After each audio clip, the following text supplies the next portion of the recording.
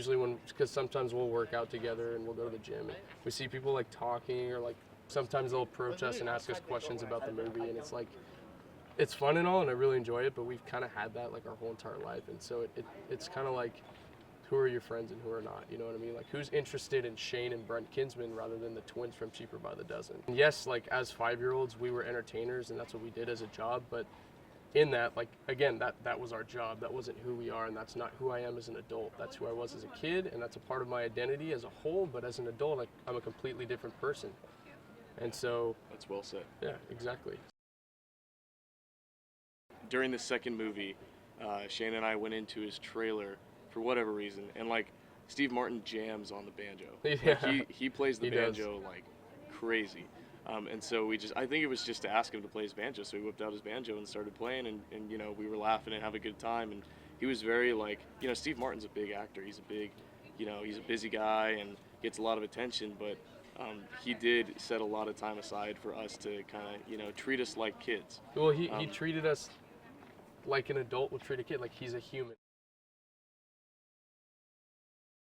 So it was one of our first Dodger games. I believe it was our first. But anyways, we over the course of the game we were, as little kids, we were just rambunctious. We were just bouncing off the walls all the time, had crazy energy. And as twins, like that's Two just little double fireball the trouble, redhead you know? twins, you know, spunky Just bouncing twins. off the walls. Exactly. And so we got on the big screen during that Dodger game, and like we had crazy energy. And it just so happened that there was a casting agent sitting behind us, like directly behind our parents.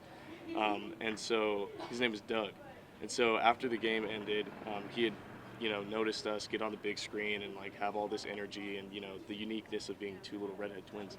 And so he gave our parents his information and said, just give me a call if you guys are ever interested in, you know, putting your kids through any type of acting. And so from there, it kind of escalated to a commercial audition for a Tylenol commercial, and we ended up getting the part. Could not be controlled. They had a rough time on the set, keeping us contained, definitely. Well, usually that's because when you're like playing as a 5-year-old as a role, they usually have 10-year-olds or 11-year-olds that look like 5-year-olds play the role because they're more mature and they're calm. But the problem with us is they had 5-year-olds play We were 5-year-olds, raw little and we were 5-year-olds. just bouncing off the raw. You know, Mom would be behind the camera and like trying to like calm us down in between takes. They would like, you know, get us food, or they'd even bribe us. They'd be like, "Oh, you can go play with these toys. Or, like, we'll give you this if you The just stay outtakes are calm for one." hilarious, just to see how Yeah. they got us to calm down. And the problem with twins, the problem with us is when one isn't fired up and the other one is, the other one Gets fires the other one riled up, and yeah. then it's just a never-ending like Cycle. little chaos of it's So that's kind of how it went.